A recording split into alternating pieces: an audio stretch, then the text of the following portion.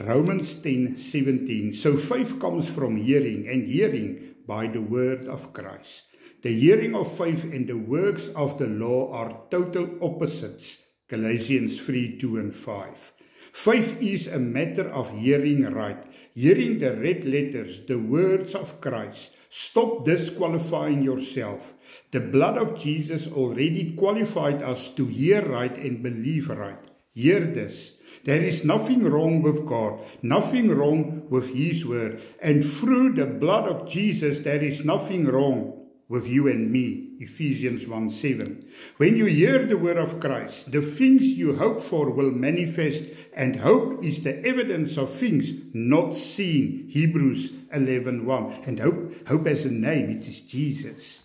The more of Jesus and His love you hear, the more faith rises in your heart. There is power in the gospel of Jesus. Receive your miracle, receive your breakthrough, your healing, your provision. It is written. Yes, amen.